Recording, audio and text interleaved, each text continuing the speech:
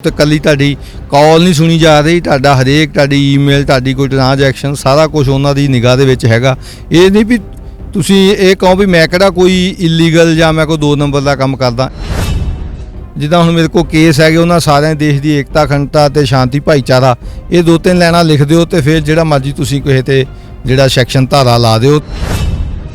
जिन्ने क मिलीटेंसी नाल संबंधित होए सिख खाड़कू योधे हैगे उन्हां दे बहुतिਆਂ ਦੇ केस सो उन्होंने सारिਆਂ ਦੇ ਵਿੱਚ ਪੈਰਵਾਈ ਕਰਨ ਕਰਕੇ ਉਹਨਾਂ ਨੂੰ ਹੋਇਆ ਵੀ ਤੇ ਨਿਗਾਹ ਰੱਖੀਏ।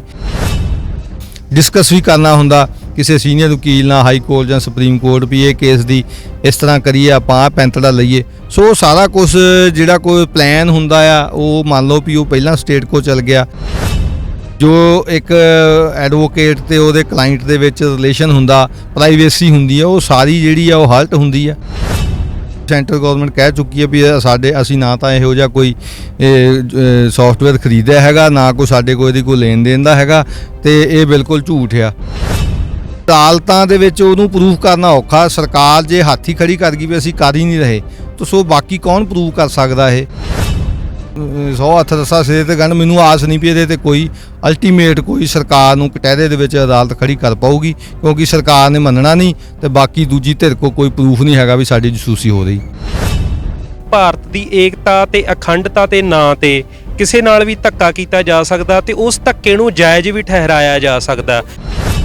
ਉਦਾਹਰਨ ਦੇ ਤੌਰ ਤੇ ਇਹ ਕਿਸੇ ਕੋਲੋਂ ਇੱਕ ਦੇਸੀ ਪਿਸਤੌਲ ਕਿਸੇ ਕੋ ਫੜਿਆ ਜਾਵੇ ਤੇ ਉਹਦੇ ਲਈ ਆਰਮਜ਼ ਐਕਟ ਹੈਗਾ ਆ।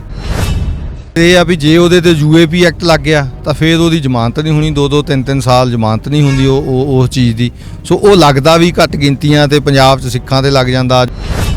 ਕੋਈ ਪ੍ਰਵਾਸੀ ਮਜ਼ਦੂਰ ਫੜਿਆ ਜਾਵੇ ਪਿਸਤੌਲ ਨਾਲ ਉਹਦੀ ਤੀਜੇ ਦਿਨ ਜ਼ਮਾਨਤ ਹੋ ਜਾਂਦੀ ਆ। ਇੱਕ ਨੂੰ 3 ਸਾਲ ਵੀ ਕੋਈ ਜ਼ਮਾਨਤ ਹਾਈ ਕੋਰਟ ਸੁਪਰੀਮ ਕੋਰਟ ਨਹੀਂ ਦਿੰਦੀ। ਪੈਗਾਸਸ ਵਾਇਰਸ ਦਾ ਨਾਮ ਇਸ ਸਮੇਂ ਦੁਨੀਆ ਭਰ ਦੇ ਵਿੱਚ ਚਰਚਾ ਦੇ ਵਿੱਚ ਹੈ। ਪੈਗਾਸਸ ਵਾਇਰਸ ਦੀ ਵਰਤੋਂ ਫੋਨਾਂ ਦੀ ਜਸੂਸੀ ਕਰਨ ਲਈ ਕੀਤੀ ਜਾਂਦੀ ਹੈ ਤੇ ਇਹ NSO ਗਰੁੱਪ ਨਾਂ ਦੀ ਕੰਪਨੀ ਵੱਲੋਂ ਤਿਆਰ ਕੀਤਾ ਗਿਆ। ਪਰ ਕੰਪਨੀ ਦਾ ਕਹਿਣਾ ਕਿ ਇਸ ਦੀ ਵਰਤੋਂ ਦੀ ਇਜਾਜ਼ਤ ਹਰ ਇੱਕ ਨੂੰ ਨਹੀਂ ਦਿੱਤੀ ਜਾਂਦੀ ਤੇ ਨਾ ਹੀ ਹਰ ਕੋਈ ਇਸ ਨੂੰ ਅਫੋਰਡ ਕਰ ਸਕਦਾ ਤੇ ਇਸ ਦੀ ਵਰਤੋਂ ਸਿਰਫ ਸਰਕਾਰਾਂ ਨੂੰ ਹੀ ਦਿੱਤੀ ਜਾਂਦੀ ਹੈ। ਪਰ ਪਿਛਲੇ ਦਿਨਾਂ ਦੇ ਵਿੱਚ ਚੋਟੀ ਦੇ ਮੀਡੀਆ ਅਦਾਰਿਆਂ ਨੇ ਆਪਣੇ ਇੱਕ ਖੋਜ ਕਾਰਜ ਦੇ ਵਿੱਚ ਇੱਕ ਸੂਚੀ ਜਾਰੀ ਕੀਤੀ ਜਿਸ ਵਿੱਚ ਦੁਨੀਆ ਭਰ ਦੇ ਵਿੱਚ ਅਜਿਹੇ ਫੋਨ ਨੰਬਰਾਂ ਦੀ ਸੂਚੀ ਜਾਰੀ ਕੀਤੀ ਗਈ ਜਿਨ੍ਹਾਂ ਦੇ ਉੱਤੇ ਕਥਿਤ ਤੌਰ ਤੇ ਪੈਗਾਸਸ ਵਾਇਰਸ ਦੇ ਅਧੀਨ ਜਸੂਸੀ ਕੀਤੀ ਗਈ ਹੈ। ਜਦੋਂ ਅਸੀਂ ਭਾਰਤ ਦੀ ਗੱਲ ਕਰਦੇ ਹਾਂ ਤਾਂ ਪੱਤਰਕਾਰਾਂ ਤੋਂ ਲੈ ਕੇ ਵਿਰੋਧੀ ਧਿਰ ਦੇ ਨੇਤਾਵਾਂ ਤੇ ਸੁਪਰੀਮ ਕੋਰਟ ਦੇ ਜੱਜਾਂ ਤੱਕ ਦਾ ਨਾਮ ਇਸ ਸੂਚੀ ਵਿੱਚ ਸ਼ਾਮਲ ਹੈ।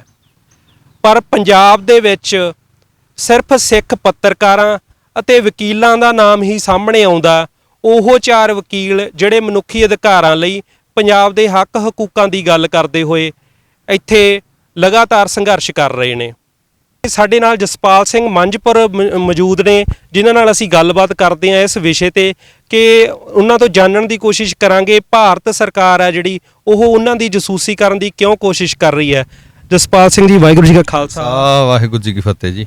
ਜਸਪਾਲ ਸਿੰਘ ਜੀ ਤੁਹਾਡੇ ਨਾਲ ਪਹਿਲਾ ਸਵਾਲ ਇਹੀ ਕਰਨਾ ਚਾਹਾਂਗੇ ਕਿ ਪੰਜਾਬ ਦੇ ਜਿਹੜੇ ਨਾਮੀ ਵਕੀਲ ਹੈ ਜਿਹੜੇ ਮਨੁੱਖੀ ਅਧਿਕਾਰਾਂ ਵਾਸਤੇ ਲੜਦੇ ਆ ਤੇ ਪੱਤਰਕਾਰ ਆ ਉਹਨਾਂ ਦਾ ਨਾਮ ਜਿਹੜਾ ਇਹ ਜਸੂਸੀ ਕੀਤੀ ਗਈ ਆ ਸਰਕਾਰ ਵੱਲੋਂ ਕਿਹਾ ਜਾ ਰਿਹਾ ਤੇ ਉਹਦੇ ਵਿੱਚ ਤੁਹਾਡਾ ਨਾਮ ਵੀ ਆਇਆ। ਤੁਸੀਂ ਕੀ ਕਾਰਨ ਮੰਨਦੇ ਹੋ ਕਿ ਤੁਹਾਡਾ ਨਾਮ ਇਸ ਸੂਚੀ ਵਿੱਚ ਕਿਉਂ ਆਇਆ?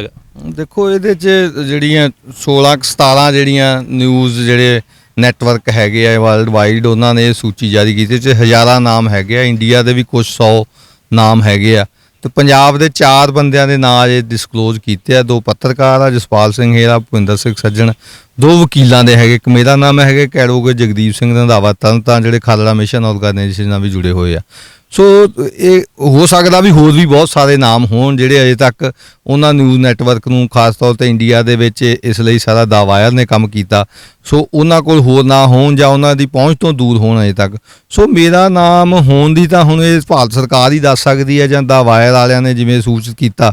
ਪਰ ਇਹ ਆ ਵੀ ਹੁਣ ਪੈਗਾਸਸ ਦਾ ਇੱਕ ਜਾਣੀ ਕਿ ਜਦੋਂ ਨਿਊਜ਼ ਆਈ ਆ ਵਰਲਡ ਵਾਈਡ ਸਾਰਾ ਕੀਤਾ ਸੋ ਉਹਦੇ 'ਚ ਇਹੀ ਲੱਗਦਾ ਹੈਗਾ ਵੀ ਜਿਹੜੇ ਵੀ ਪੋਲੀਟੀਕਲ ਓਪੋਨੈਂਟਸ ਹੈਗੇ ਆ ਜਾਂ ਜਿਹੜੀ ਵੀ ਲਿਸਟ ਹੈਗੀ ਉਹ ਸਾਰੇ ਦੇ ਵਿੱਚ ਹੀ ਪੋਲੀਟੀਕਲ ਐਂਟੀਟੀਜ਼ ਵੀ ਹੈਗੀਆਂ, ਲਾਇਰਸ ਵੀ ਹੈਗੇ, ਈਵਨ ਜੱਜ ਵੀ ਹੈਗੇ, ਸੋਸ਼ਲ ਐਕਟੀਵਿਸਟ ਹੈਗੇ ਆ, ਕੋਈ ਖਾਸ ਸ਼ਖਸੀਅਤਾਂ ਵੀ ਹੈਗੀਆਂ।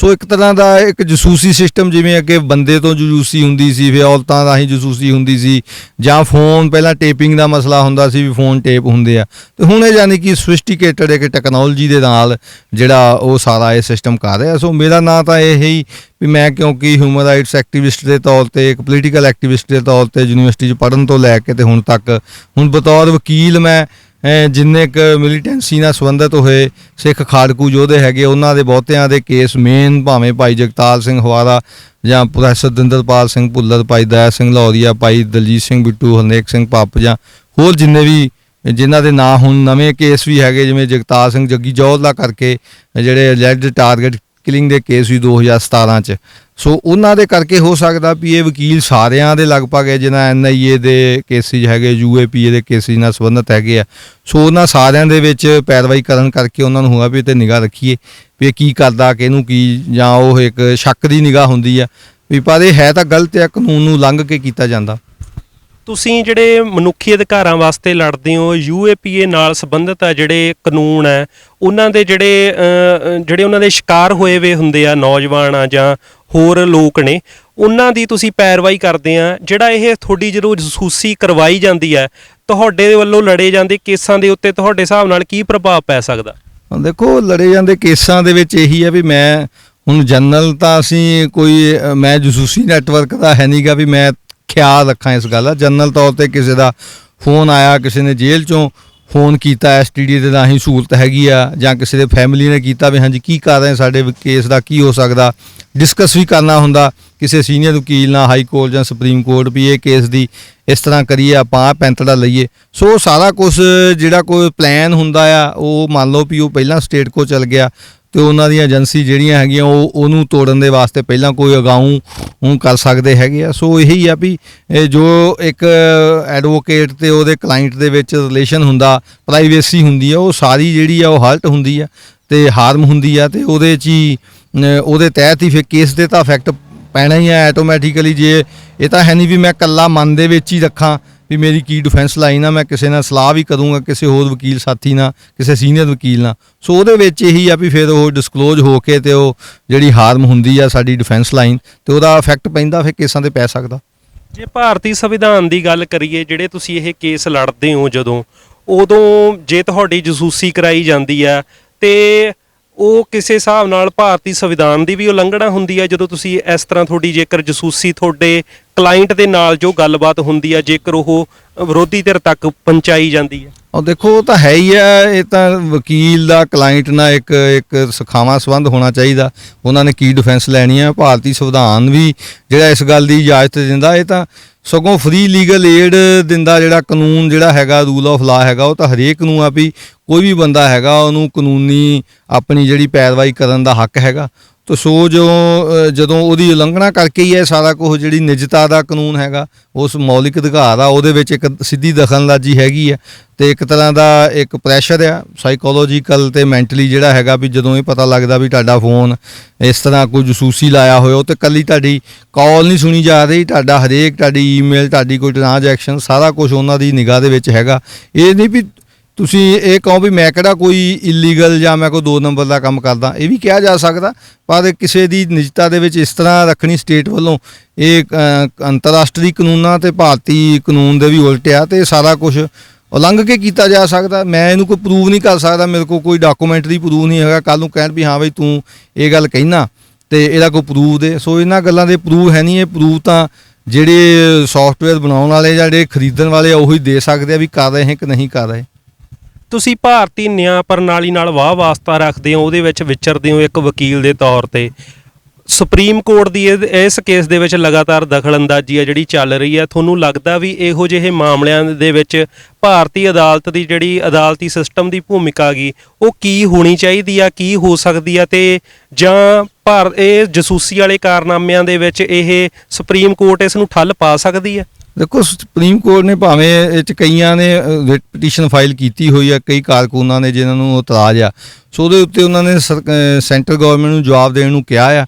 ਪਰ ਇਨੀਸ਼ੀਅਲ ਤਾਂ ਇਹੀ ਲੱਗਦਾ ਵੀ ਪਾਰਲੀਮੈਂਟ ਦੇ ਵਿੱਚ ਵੀ ਸੈਂਟਰਲ ਗੌਰਮੈਂਟ ਕਹਿ ਚੁੱਕੀ ਹੈ ਵੀ ਅਸੀਂ ਨਾ ਤਾਂ ਇਹੋ ਜਿਹਾ ਕੋਈ ਸੌਫਟਵੇਅਰ ਖਰੀਦਿਆ ਹੈਗਾ, ਨਾ ਕੋਈ ਸਾਡੇ ਕੋਲ ਇਹਦੀ ਕੋਈ ਲੈਣ ਦੇਣ ਦਾ ਹੈਗਾ, ਤੇ ਇਹ ਬਿਲਕੁਲ ਝੂਠ ਆ। ਸੋ ਜਦੋਂ ਸਰਕਾਰ ਨੇ ਇਹ ਗੱਲ ਕਹਿਣੀ ਆ ਤਾਂ ਸੋ ਦੂਜੇ ਧਿਰ ਦੇ ਉੱਤੇ ਉਹਨਾਂ ਸਾਜਣਾ ਵੀ ਤੁਸੀਂ ਪ੍ਰੂਵ ਕਰੋ ਵੀ ਤੁਹਾਡਾ ਫੋਨ ਕਿਵੇਂ ਟੇਪ ਹੋ ਰਿਹਾ। ਫਿਰ ਜੋ ਮੰਨ ਲਓ ਮੈਨੂੰ ਕੋਈ ਕਿਹਾ ਜਾਂਦਾ, ਮੇਰੇ ਕੋਲ ਤਾਂ ਕੋਈ ਪ੍ਰੂਫ ਨਹੀਂ, ਮੈਂ ਤਾਂ ਇਹੀ ਕਹਿ ਸਕਦਾ ਵੀ ਹਾਂ ਵਾਇਰ ਵਾਲਿਆਂ ਨੂੰ ਪੁੱਛੋ, ਉਹਨਾਂ ਨੇ ਮੈਨੂੰ ਕਿਹਾ, ਜਾਂ ਜਿਹੜੇ ਨਿਊਜ਼ ਨੈਟਵਰਕ ਹੈਗੇ ਜਿਹੜੇ ਗੱਲ ਕਰ ਰਹੇ ਆ ਉਹਨਾਂ ਨੂੰ ਪੁੱਛੋ। ਸੋ ਉਹ ਆ ਵੀ ਅਦਾਲਤਾਂ ਦੇ ਵਿੱਚ ਉਹਨੂੰ ਪ੍ਰੂਫ ਕਰਨਾ ਔਖਾ। ਸਰਕਾਰ ਜੇ ਹੱਥ ਹੀ ਖੜੀ ਕਰ ਗਈ ਵੀ ਅਸੀਂ ਕਰ ਹੀ ਨਹੀਂ ਰਹੇ ਤਾਂ ਸੋ ਬਾਕੀ ਕੌਣ ਪ੍ਰੂਵ ਕਰ ਸਕਦਾ ਇਹ। ਬਾਕੀ ਇਹ ਵੀ ਜਿਹੜਾ ਇੱਥੇ ਐਗਜ਼ੈਕਟਿਵ ਜੁਡੀਸ਼ੀਅਲ ਸਿਸਟਮ ਹੈਗਾ, ਇਹੋ ਜਿਹੇ ਕੇਸਾਂ ਦੇ ਵਿੱਚ ਹੋ ਸਕਦਾ ਕੁਝ ਕੇਸਾਂ ਦਾ ਉਹ ਕਹਿਣ ਵੀ ਇਹਨਾਂ ਦੀ ਤੁਸੀਂ ਗਲਤ ਕਰ ਰਹੇ ਹੋ, ਪਰ ਸਾਰੇ ਕੇਸਾਂ 'ਚ ਨਹੀਂ ਕਹਿਣਗੇ। ਜਦੋਂ ਇਹ ਪਲੀ ਲੈਣਗੇ ਵੀ ਅਸੀਂ ਟੈਰਰਿਜ਼ਮ ਨੂੰ ਤੇ ਦੇਸ਼ ਦੀ ਏਕਤਾ ਅਖੰਡਤਾ, ਕਿਉਂਕਿ 3-4 ਲੈਣਾ ਜਿੱਦਾਂ ਹੁਣ ਮੇਰੇ ਕੋਲ ਕੇਸ ਹੈਗੇ ਉਹਨਾਂ ਸਾਰਿਆਂ ਦੇਸ਼ ਦੀ ਏਕਤਾ ਅਖੰਡਤਾ ਤੇ ਸ਼ਾਂਤੀ ਭਾਈਚਾਰਾ, ਇਹ 2-3 ਲੈਣਾ ਲਿਖ ਦਿਓ ਤੇ ਫਿਰ ਜਿਹੜਾ ਮਰਜ਼ੀ ਤੁਸੀਂ ਕਿਸੇ ਤੇ ਜਿਹੜਾ ਸੈਕਸ਼ਨ ਧਾਰਾ ਲਾ ਦਿਓ ਤੇ ਉਸੇ ਤਹਿਤ ਹੀ ਇਹ ਜਿਹੜੀ ਗੱਲ ਆ ਮੁੜ ਕੇ ਅਲਟੀਮੇਟਲੀ ਦੱਬੀ ਜਾਣੀ ਆ, ਕਿਉਂਕਿ ਇਹਦੇ ਤਹਿਤ ਕੁਝ ਜੱਜਾਂ ਦੀ ਵੀ ਟੇਪਿੰਗ ਹੋਈ ਆ। ਸੋ ਉਹਨਾਂ ਜੱਜਾਂ ਨੂੰ ਵੀ ਹੋ ਸਕਦਾ ਸਰਕਾਰ ਦੀ ਜਿਸ ਤਰ੍ਹਾਂ ਦੀ ਤਰਬੀਅਤ ਹੈਗੀ ਆ ਉਹਨਾਂ ਨੂੰ ਬਲੈਕਮੇਲ ਕਰ ਸਕਦੀ ਹੈਗੀ ਆ ਵੀ ਦੇਖੋ ਤੁਹਾਡੀਆਂ ਆਹ ਗੱਲਾਂ ਸੁਣੀਆਂ ਜਾਂ ਤੁਹਾਡਾ ਇਹ ਜਿਹੜਾ ਕੁਝ ਗਲਤ ਹੈਗਾ ਆ। ਸੋ ਅੱਗੇ ਇਹ ਗੱਲਾਂ ਹੋਈਆਂ ਵੀ ਆ ਵੀ ਜੱਜਾਂ ਦੇ ਨਾਲ ਡਾਇਰੈਕਟ ਥ੍ਰੈਟ ਵੀ ਗਏ ਜੱਜਾਂ ਨੂੰ, ਸਰਕਾਰ ਵੱਲੋਂ ਵੀ, ਸਰਕਾਰ ਦੇ ਅੰਦਰੋਂ ਵੀ ਤੇ ਬਾਹਰੋਂ ਵੀ। ਤੇ ਹੋਰ ਮੈਨੂੰ ਆਸ ਨਹੀਂ, 100 ਹੱਥ ਰੱਸਾ ਸਿਰ ਤੇ ਗੰਢ, ਮੈਨੂੰ ਆਸ ਨਹੀਂ ਵੀ ਇਹਦੇ ਤੇ ਕੋਈ ਅਲਟੀਮੇਟ ਕੋਈ ਸਰਕਾਰ ਨੂੰ ਕਟਹਿਰੇ ਦੇ ਵਿੱਚ ਅਦਾਲਤ ਖੜੀ ਕਰ ਪਾਊਗੀ, ਕਿਉਂਕਿ ਸਰਕਾਰ ਨੇ ਮੰਨਣਾ ਨਹੀਂ ਤੇ ਬਾਕੀ ਦੂਜੀ ਧਿਰ ਕੋਲ ਕੋਈ ਪ੍ਰੂਫ ਨਹੀਂ ਹੈਗਾ ਵੀ ਸਾਡੀ ਜਸੂਸੀ ਹੋ ਰਹੀ। ਜਦੋਂ ਅਸੀਂ ਗੱਲ ਕਰਦੇ ਹਾਂ, ਤੁਸੀਂ ਹੁਣੇ ਜਿਵੇਂ ਕਿਹਾ ਵੀ ਭਾਰਤ ਦੀ ਏਕਤਾ ਤੇ ਅਖੰਡਤਾ ਤੇ ਨਾਂ ਤੇ ਕਿਸੇ ਨਾਲ ਵੀ ਧੱਕਾ ਕੀਤਾ ਜਾ ਸਕਦਾ ਤੇ ਉਸ ਧੱਕੇ ਨੂੰ ਜਾਇਜ਼ ਵੀ ਠਹਿਰਾਇਆ ਜਾ ਸਕਦਾ। ਤੁਸੀਂ ਆਪਦੇ ਕਰੀਅਰ ਦੇ ਵਿੱਚ ਇਹੋ ਜਿਹੀਆਂ ਕਿਹੜੀਆਂ ਉਦਾਹਰਨਾਂ ਦੇਖਦੇ ਹੋ ਜਿਹਦੇ ਗੱਲ ਤੇ ਮਤਲਬ ਭਾਰਤ ਦੀ ਏਕਤਾ ਤੇ ਅਖੰਡਤਾ ਦੇ ਨਾਂ ਤੇ ਬਹੁਤ ਮਤਲਬ ਜਿਹੜੇ ਘਿਨਾਉਣੇ ਕੰਮ ਉਹਨਾਂ ਨੂੰ ਵੀ ਜਾਇਜ਼ ਠਹਿਰਾਇਆ ਜਾ ਸਕਿਆ ਹੋਵੇ? ਦੇਖੋ ਇਹ ਜਿਹੜੇ ਕੇਸ ਆ ਜ਼ਿਆਦਾਤਰ ਇਸੇ ਤਰ੍ਹਾਂ ਹੀ ਆ। ਮੰਨ ਲਓ ਉਦਾਹਰਨ ਦੇ ਤੌਰ ਤੇ ਹੀ ਆ, ਕਿਸੇ ਕੋਲੋਂ ਇੱਕ ਦੇਸੀ ਪਿਸਤੌਲ ਕਿਸੇ ਕੋਲ ਫੜਿਆ ਜਾਵੇ ਤੇ ਉਹਦੇ ਲਈ ਆਰਮਜ਼ ਐਕਟ ਹੈਗਾ ਆ।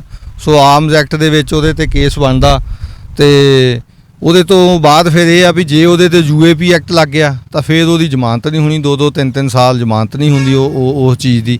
ਸੋ ਉਹ ਲੱਗਦਾ ਵੀ ਘੱਟ ਗਿਣਤੀਆਂ ਤੇ ਪੰਜਾਬ 'ਚ ਸਿੱਖਾਂ ਤੇ ਲੱਗ ਜਾਂਦਾ ਜਾਂ ਦੂਜੇ ਸਟੇਟਾਂ ਦੇ ਵਿੱਚ ਮੁਸਲਮਾਨਾਂ ਤੇ ਜਾਂ ਜਿਹੜੀ ਪੋਲੀਟੀਕਲ ਵਿਚਾਰਧਾਰਾ ਵੱਖਰੀ ਵਾਲੇ ਹੈਗੇ ਆ ਸੋ ਉਹਨਾਂ ਦੇ ਉੱਤੇ ਲੱਗ ਜਾਂਦਾ। ਸੋ ਧੱਕਾ ਹੀ ਆ ਜਦੋਂ ਇੱਕ ਬੰਦੇ ਨੂੰ ਤੁਸੀਂ ਹੁਣ ਕੋਈ ਪ੍ਰਵਾਸੀ ਮਜ਼ਦੂਰ ਫੜਿਆ ਜਾਵੇ ਪਿਸਤੌਲ ਨਾਲ, ਉਹਦੀ ਤੀਜੇ ਦਿਨ ਜ਼ਮਾਨਤ ਹੋ ਜਾਂਦੀ ਆ, ਇੱਕ ਨੂੰ 3 ਸਾਲ ਵੀ ਕੋਈ ਜ਼ਮਾਨਤ ਹਾਈ ਕੋਰਟ ਸੁਪਰੀਮ ਕੋਰਟ ਨਹੀਂ ਦਿੰਦੀ। ਸੋ ਉਹਦੇ ਤੇ ਜਦੋਂ ਟੈਗ ਲੱਗ ਜਾਂਦਾ ਸਪੈਸ਼ਲ ਐਕਟ ਦਾ, UAPA ਦਾ ਲੱਗ ਗਿਆ ਜਾਂ ਇਨਵੈਸਟੀਗੇਸ਼ਨ NIA ਕੋਲ ਚਲੀ ਗਈ, ਨਾਰਮਲ ਕੇਸਿਸ ਦੇ ਵਿੱਚ ਜ਼ਮਾਨਤਾਂ ਛੇਤੀ ਹੋ ਜਾਂਦੀਆਂ ਜਦੋਂ ਇਹੋ ਜਿਹੇ ਟੈਗ ਲੱਗ ਜਾਂਦੇ ਆ। ਉਹ ਇੱਕ ਤਰ੍ਹਾਂ ਦਾ ਟੈਗ ਸਾਰਿਆਂ ਦੇ ਨਾਲ, ਉਹ ਇੱਕ ਤਰ੍ਹਾਂ ਦਾ ਉਹਨਾਂ ਨੂੰ ਸੁਨੇਹਾ ਹੀ ਹੁੰਦਾ ਵੀ ਜਦੋਂ ਇਹ ਟੈਗ ਲੱਗ ਗਿਆ ਸੋ ਤੁਸੀਂ ਲੀਨੀਏਟ ਨਹੀਂ ਰੱਖਣਾ, ਕਾਨੂੰਨ ਤੋਂ ਲੰਘ ਕੇ ਇਹਨਾਂ ਦੇ ਨਾਲ ਜ਼ਮਾਨਤ ਨਹੀਂ ਦੇਣੀ ਤੇ ਇਹਨਾਂ ਨੂੰ ਜਿਹੜਾ ਲਮਕਾਉਣਾ, ਕੇਸਾਂ ਨੂੰ ਲੰਮਾ ਸਭ ਅੰਦਰ 'ਚ ਰੱਖਣਾ, ਜੋ ਜੇਲ੍ਹਾਂ 'ਚ ਅੰਦਰ ਰੱਖਣਾ, ਤੇ ਉਹ ਫਿਰ ਇੱਕ ਤਰ੍ਹਾਂ ਦਾ ਧੱਕਾ ਹੀ ਆ।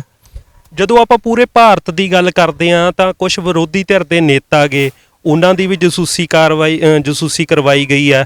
ਇਸ ਤੋਂ ਇਲਾਵਾ ਜਿਹੜੇ ਮੰਤਰੀ ਰਹਿ ਚੁੱਕੇ ਨੇ, BJP ਦੇ ਆਪਦੇ ਮੰਤਰੀ ਆ, ਉਹਨਾਂ ਦਾ ਵੀ ਨਾਮ ਇਸ ਸੂਚੀ ਵਿੱਚ ਜਿਹੜਾ ਸ਼ਾਮਲ ਰਹਿ ਚੁੱਕਿਆ ਹੈਗਾ। ਪਰ ਜਦੋਂ ਆਪਾਂ ਪੰਜਾਬ ਦੀ ਗੱਲ ਕਰਦੇ ਹਾਂ ਤਾਂ ਦੇਖਿਆ ਜਾਂਦਾ ਕਿ ਸਿਰਫ ਤੇ ਸਿਰਫ ਨਾ ਕਿਸੇ ਹੋਰ ਪਾਰਟੀ ਦਾ ਕੋਈ ਨੇਤਾ, ਸਿਰਫ ਤੇ ਸਿਰਫ ਸਿੱਖ ਕਾਰਕੁਨ ਆ, ਜਿਹੜੇ ਸਿੱਖ ਵਕੀਲ ਆ ਜਾਂ ਸਿੱਖ ਪੱਤਰਕਾਰ ਆ, ਉਹਨਾਂ ਨੂੰ ਨਿਸ਼ਾਨਾ ਬਣਾਇਆ ਗਿਆ। ਇਸ ਨੂੰ ਤੁਸੀਂ ਕਿਵੇਂ ਦੇਖਦੇ ਹੋ? ਦੇਖੋ ਜੇ ਤਾਂ ਵਾਕਈ ਕੋਈ ਹੋਰ ਹੈ ਨਹੀਂਗਾ, ਕੋਈ ਲੀਡਰ ਨਹੀਂ ਹੈਗਾ, ਪਰ ਲੀਡਰਾਂ ਬਾਰੇ ਤਾਂ ਪੰਜਾਬ ਬਾਰੇ ਇਹੀ ਕਹਿ ਸਕਦੇ ਹਾਂ ਵੀ ਇਹ ਵੈਸੇ ਹੀ ਦਿੱਲੀ ਸਟੇਟ ਦੇ ਅੱਗੇ ਡੰਡੌਤ ਕਰਦੇ ਆ। ਇਹ ਕੋਈ ਇਹਨਾਂ ਦੀ ਲੋੜ ਹੀ ਨਹੀਂ ਉਹਨਾਂ ਨੂੰ, ਕਿਉਂਕਿ ਉਹਨਾਂ ਨੂੰ ਪਤਾ ਵੀ ਇਹਨਾਂ ਦੇ ਜ਼ਮੀਰ ਮਰੇ ਹੋਏ ਆ ਤੇ ਇਹਨਾਂ ਨੇ ਕਿਹੜਾ ਕੋਈ ਆਵਾਜ਼ ਪੰਜਾਬ ਦੇ ਹੱਕ ਦੀ, ਜਿਵੇਂ ਅਸੀਂ ਉਹਨਾਂ ਨੂੰ ਮਤਲਬ ਆ ਵੀ ਜਿਵੇਂ ਅਸੀਂ ਕਹਿਣਾ ਉਵੇਂ ਕਰੀ ਜਾਣਾ ਇਹਨਾਂ ਨੇ। ਸੋ ਉਹਨਾਂ ਦੀ ਜਸੂਸੀ ਦੀ ਲੋੜ ਨਹੀਂ, ਪਰ ਹੋ ਸਕਦਾ ਉਹਨਾਂ ਦੇ ਵੀ ਨਾ ਹੋਣ, ਉਹ ਨਾ ਜਾਗਰ ਹੁੰਦੇ ਹੋਣ ਜਾਂ ਉਹ ਹੋਰ ਕਿਸੇ ਤਰੀਕੇ ਦੇ ਨਾਲ ਉਹਨਾਂ ਦੇ ਉੱਤੇ ਕੰਟਰੋਲ ਹੋਵੇ। ਸੋ ਹੈ ਤਾਂ ਇਹੀ ਆ ਵੀ ਪੰਜਾਬ ਦੇ ਲੀਡਰਸ਼ਿਪ ਦਾ ਜੇ ਕਿਤੇ ਨਹੀਂ ਵੀ ਨਾ ਆਇਆ ਤਾਂ ਇਹ ਜ਼ਰੂਰੀ ਨਹੀਂ ਵੀ ਉਹਨਾਂ ਦੀ ਨਹੀਂ ਹੋ ਰਹੀ, ਉਹ ਹੋਰ ਕਿਸੇ ਤਰੀਕੇ ਦੇ ਨਾਲ ਹੋ ਰਹੀ ਹੋਵੇ, ਪਰ ਆਲਰੇਡੀ ਪੰਜਾਬ ਦੀ ਲੀਡਰਸ਼ਿਪ ਪੰਜਾਬ ਦੇ ਹਿੱਤਾਂ ਲਈ ਜਾਂ ਪੰਥ ਦੇ ਸਿੱਖਾਂ ਦੇ ਹਿੱਤਾਂ ਲਈ ਜਿਹੜੀ ਆਲਰੇਡੀ ਦਿੱਲੀ ਦੇ ਅੱਗੇ ਗੋਡੇ ਟੇਕ ਚੁੱਕੀ ਹੈਗੀ ਹੈ। ਸਾਡੇ ਨਾਲ ਗੱਲਬਾਤ ਕਰਨ ਲਈ ਬਹੁਤ ਬਹੁਤ ਧੰਨਵਾਦ। ਵਾਹਿਗੁਰੂ ਜੀ ਕਾ ਖਾਲਸਾ, ਵਾਹਿਗੁਰੂ ਜੀ ਕੀ ਫਤਿਹ।